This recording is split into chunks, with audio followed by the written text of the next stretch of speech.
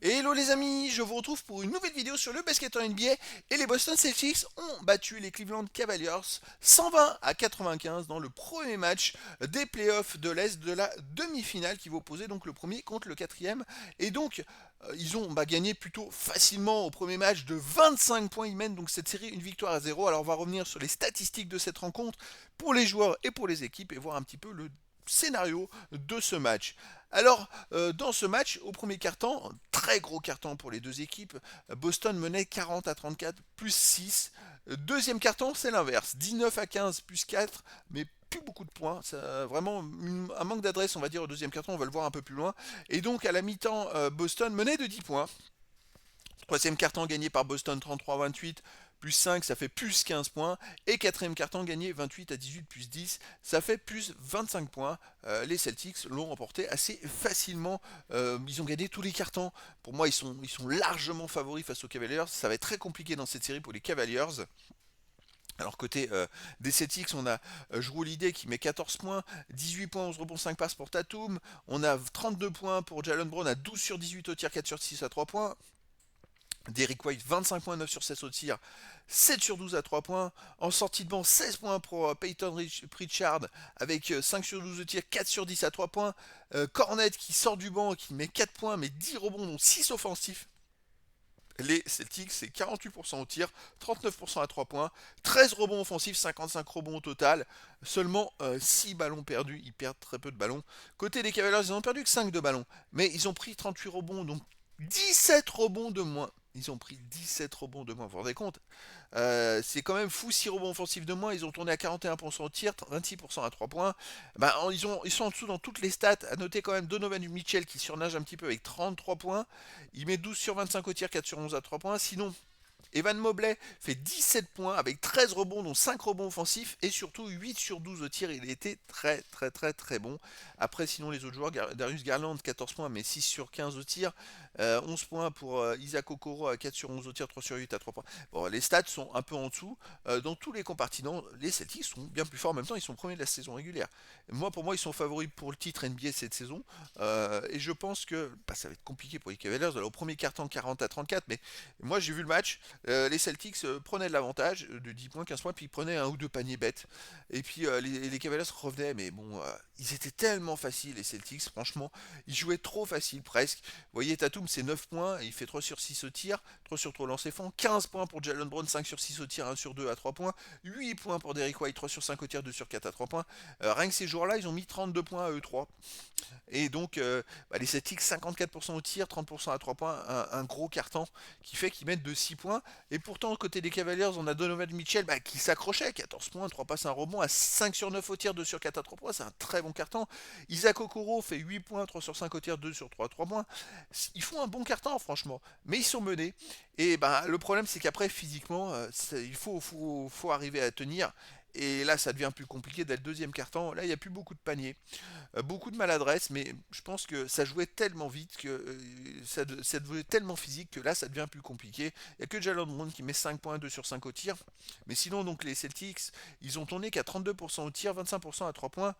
Mais ils ont pris surtout 19 rebonds. Les Cavaliers, eux, de leur côté, ils ont tourné à 26% au tir, c'est encore pire, 20% à 3 points, et ils ont pris 14 rebonds, donc ils ont pris 5 rebonds de moins. Bon, en même temps, il y a eu tellement de tirs ratés que c'est pour ça qu'il y a autant de rebonds. Mais voilà, à côté des Cavaliers, il n'y a pas un joueur qui a marqué plus de 4 points. Il n'y a que Darius Garland 4 points, mais voilà, tous les autres joueurs, c'est 1 sur 4. C'est pas très adroit, les remplaçants n'ont pas marqué. N'ont pas réussi à faire quelque chose. Caris Levert, d'ailleurs, je suis en train de me dire, on l'a pas vu du match, on va regarder à la fin. Caris Levert, oui, il finit à 4 points, 7 rebonds, 3 passes, 2 sur 6 au tir en 26 minutes. Bon, il n'a pas été super super. Et donc voilà, dans ce carton, comme vous voyez qu'en sortie de bande, il y a Luke Cornet qui fait 5 rebonds, dont 3 offensifs. Même s'il marque pas, c'est quand même intéressant. C'est quand même. Alors, Peyton Richard, lui, il fait 15 sur 6 à 3 points. Il a un peu tout raté dans ce carton. Heureusement, parce qu'il a permis aux Cleveland Cavaliers d'être pas trop loin, sinon il y aurait 20 points d'écart. Et donc voilà, à la mi-temps, il y avait déjà 59 à 49, plus 10 pour les Celtics, avec 42% au tir, 27% à 3 points. Une adresse un peu inférieure, 38% pour les Cavaliers, mais 36% à 3 points. Ils étaient un peu meilleurs. Voilà, un peu moins de rebonds. Il n'y avait pas encore un gros écart entre les deux équipes. Mais c'est vrai qu'il y avait quand même Jalen Brown qui fait 20 points en première mi-temps, 7 sur 11 au tir, 2 sur 3 points.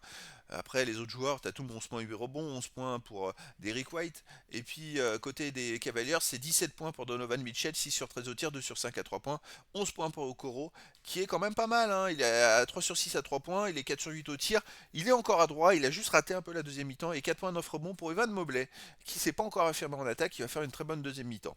Alors, troisième carton, cette fois gagné encore par les Celtics, 33 à 28. Ils ont tourné à 54% au tir, 46% à 3 points. Là, ça commence à rentrer. Et quand ça rentre, les Cavaliers ont fait du 50% au tir, 30% à 3 points. Ils ont perdu les rebonds 12 à 7. Voilà. Ils n'ont pas perdu de ballon, cette fois, les Cavaliers, mais ça suffit pas. Il n'y a que Donovan Mitchell qui joue, 16 points, 6 sur 11 au tir. Les autres, c'est 5 points pour Darius Garland à 2 sur 3 au tir.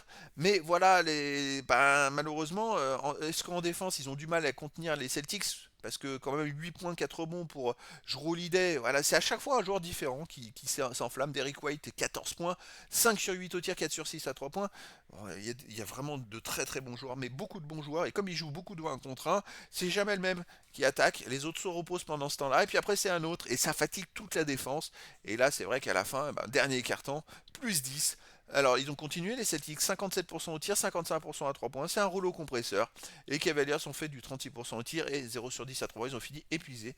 Il n'y a que Evan Mobley qui fait un très bon carton, qui met 10 points à 5 sur 5 au tir. Les autres joueurs, c'est une catastrophe. Donovan Mitchell, qui fait un match exceptionnel pourtant, il marque pas. Dans ce carton, il fait 0 sur 1 au tir. Et donc voilà, ils ont été à nouveau dominés. 13 rebonds à 6. Il y a quand même 7 rebonds d'écart. C'est trop. C'est une vague, c'est une marée. Parce que vous voyez, Celtics, Tatum, 5 points, 2 sur 2 au tir. Jalen Brown, c'est 8 points, 3 sur 4, 2 sur 2 à 3 points. C'est jamais les mêmes. Et puis là, il y a Horford qui s'est mis à tenter quelques tirs. 5 points, 2 sur 3 au tir, 1 sur 2 à 3 points. En sortie de bombe, Pritchard, met 2 sur 3 à 3 points. Cette fois, il les met.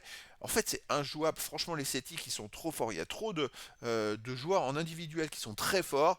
Après, à 3 points, ils sont tous très forts. Ils ont des remplaçants qui savent tenir leur rôle et qui savent être présents quand il le faut. Mais les titulaires mettent des coups de boutoir. Je pense à Tatum, Brown et White et Jrue Holiday qui sont capables d'attaquer en 1 contre 1 n'importe qui. Et ça y va, et ça y va, et ça y va.